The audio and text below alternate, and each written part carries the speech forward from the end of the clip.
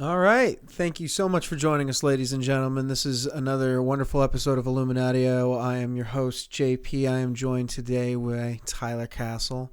He's manning the chair, the sound, Good evening, ladies and gentlemen.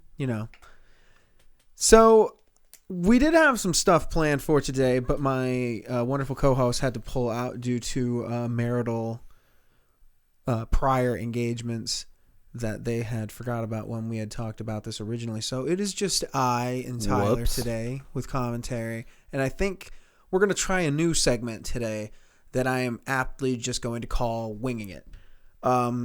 So a couple of things going on in the fun world of social politics in the Twitter sphere of the United States. Our wonderful friend Gretta Thunburg, who our lovely visitor from across the sea, came out the other day talking about how she wants, or actually I think it was today. No, maybe it was the other day. It's hard to say. I'm not 100% sure. I was watching a video about it. She came out talking about how we need to really rethink the way that our systems are designed, our whole entire patriarchal system that's designed to kind of continue these bad traditions. But like, it's one of the things that like drives me absolutely crazy because I really, this is, here it is, here's the underlying agenda of what they're actually trying to do. It's like, it's just like the Green New Deal. Like these people come over and they're preaching all this stuff about climate change, all of this, like, oh my God, the world is ending. We really need to do something. If we don't act now, that's it. Game over. She's come over here. She's guilt tripping everybody because she's like, oh, I'm a child. This is the generation of, this is the world that my generation is going to have to inherit. I can't believe you all would do this. You're terrible people. And it's just, that's not what she's trying to push. They're pushing for more equality in these types of situations. They want to dismantle the patriarchy, whatever the fuck that's supposed to mean. I mean, it boils down to these people who just want to push this controlling agenda to push this, like these weird equality agendas that nobody needs them to push. I mean, it's just like the whole thing doesn't make any damn sense to me because it's like, I am all for saving the planet.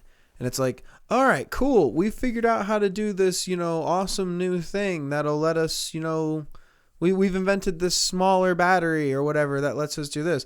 Oh, but, that's going to get in the way of me fighting the patriarchy.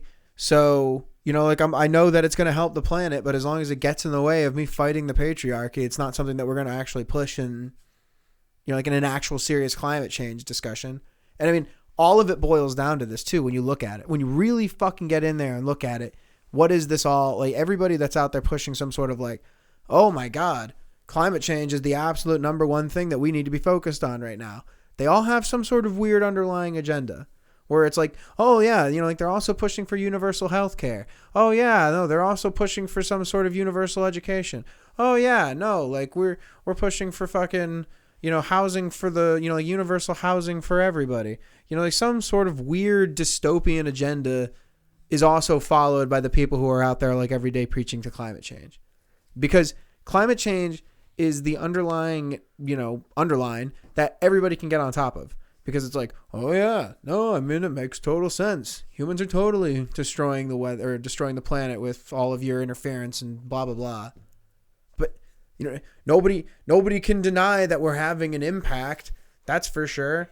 So it's one of those things that, everybody's like, oh, well, now I'm going to try to figure out why, like, oh, well, like if this person's out here preaching to this is something that affects all of us. This is something that we all need to get behind, like we all need to support this.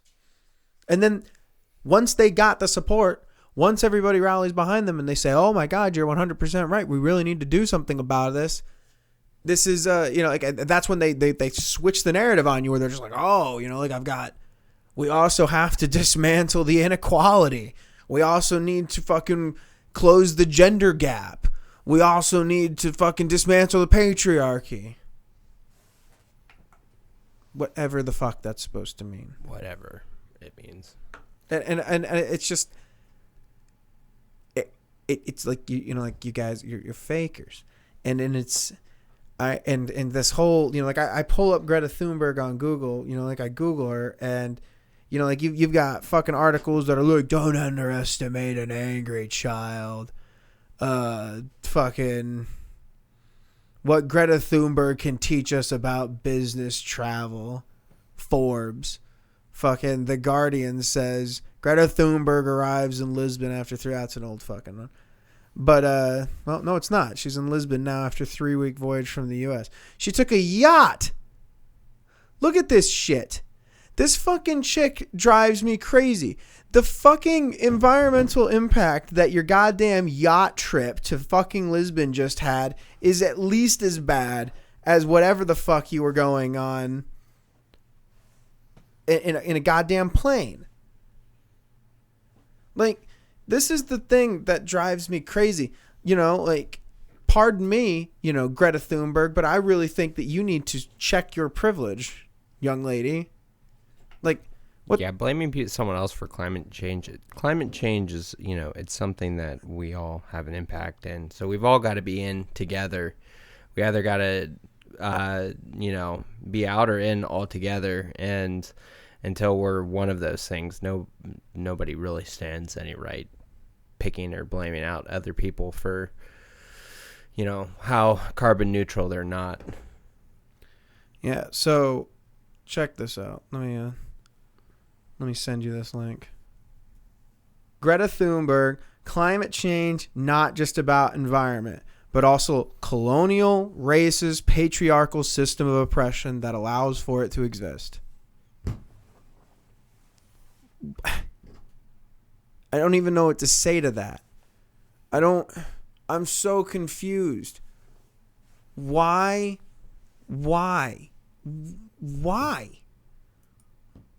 And this is how it always turns out. As soon as everybody rallies behind the idea that, oh my God, of course climate change could be the answer to this. Of course we need to do something for the generations before us. Like everybody gets behind these ideas and then they switch the narrative. It's fucking ridiculous. And it happens every time. Well, once the conflict's resolved, they needed a new conflict to drive interest and get that kind of partisan division. It is absolutely... I don't know, man.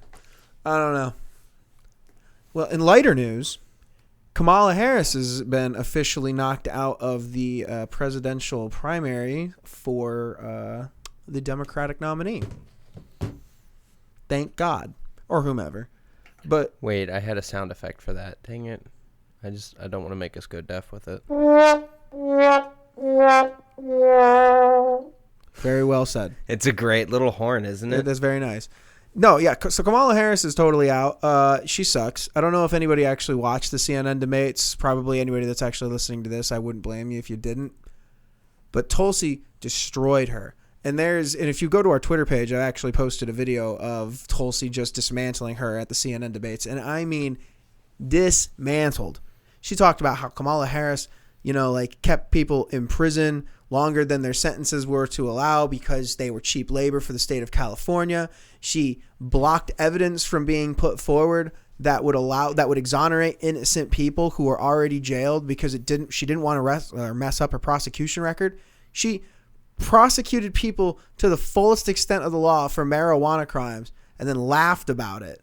That's some scary shit. Yeah, no, she's a terrifying fucking person. Some really scary shit. And so she gets up there today, and I also posted this video on the Twitter account if you want to go check it out. I also fucking posted this video on her in an interview with, I don't even know who it was, but she's on an interview talking about, when I work with the Obama campaign, we were out there every day doing, whatever. And they're like, Kamala, we need you to go to this fucking black shelter. She didn't say fucking, obviously, but she said, we need you to go to this black shelter and go and talk to these people. And I went and knocked on that door, and this lady comes out at me, and I'm like, hi, I'm Kamala Harris. We're caucusing here in Iowa for whatever, for the presidency.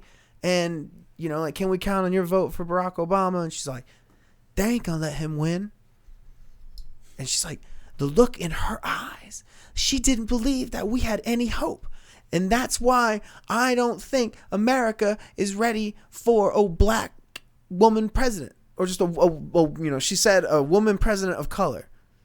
And I'm like, Kamala, like, I'm going to be real with you. I don't think anybody that's out there that's like, well, there's the population of people out there who are like actual voters, get up, go to the poll on the presidential election, ready to do it, give two shits about your gender or your fucking skin color. A very small population of that, mainly just because a lot of the things that people want to focus on is policy. A lot of the things that people want to focus on is what you're actually going to try to bring to the table. Nobody wants to play the identity politics game with you because it's not really a relatable thing. Sure, you're going to have women of color.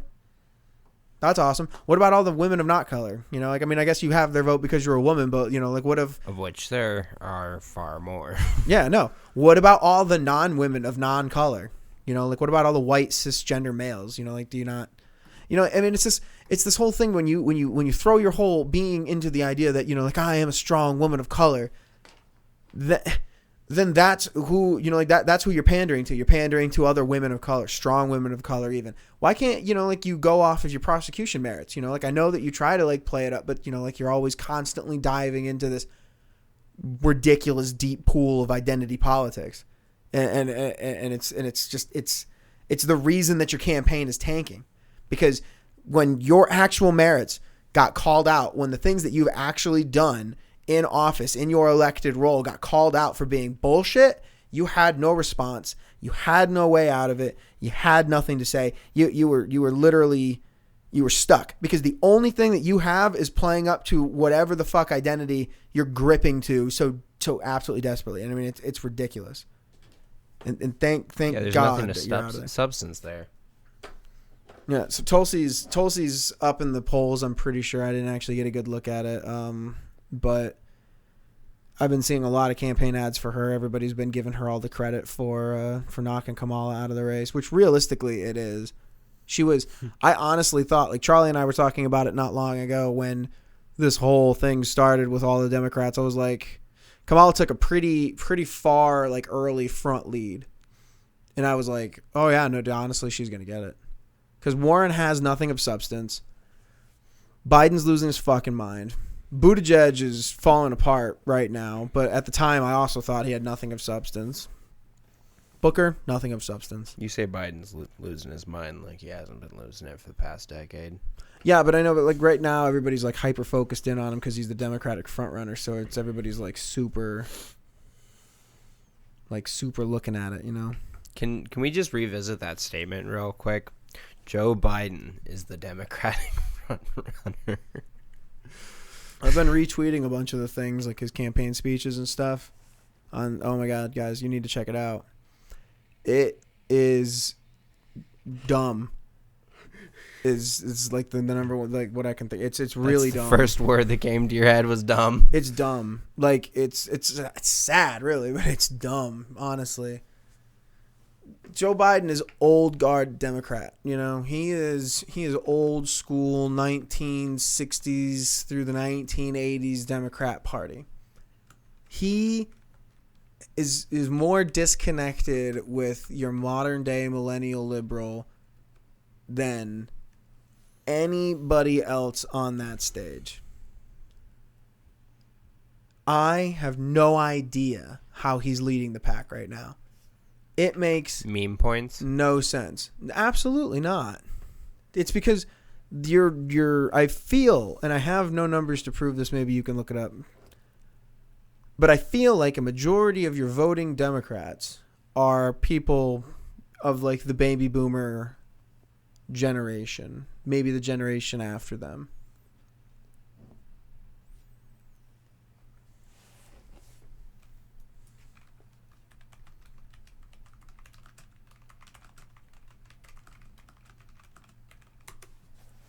I can't believe that they let Gretta Thunburg speak to world leaders. That's just ridiculous.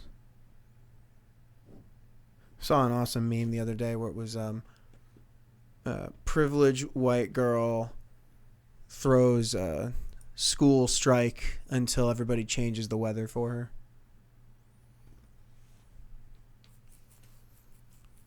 I mean, Wow. it's true though, man. I mean, like, I'm sick of seeing the guilt trip. Like, if she thinks that her significance goes anything beyond being able to guilt trip people for, you know, like for what's going on, you know, like she's delusional. She will be insignificant in a handful of years, and I'm not even trying to like say that to be mean. You know, like, this is people who have an agenda to push have jumped on her, you know, her clout right now. They're like, look at this child. Look at this little girl whose world is going to be ruined because of you fucking assholes. What? Come on. God damn it. I don't know why. Why? But that's all we have for you tonight, ladies and gentlemen. Thank you so much for joining us. Make sure that if you're watching this on any of the main social media platforms like YouTube, that you give this a nice old share to somebody that you are close to. It's the best way to help the channel grow. It's the best way to help our content reach more ears, more people that are interested, more people that want to join the discussion. I've been JP. It's been Tyler. It's been wonderful talking to you. We will see you next time on Illuminatio. Have a wonderful night, ladies and gentlemen.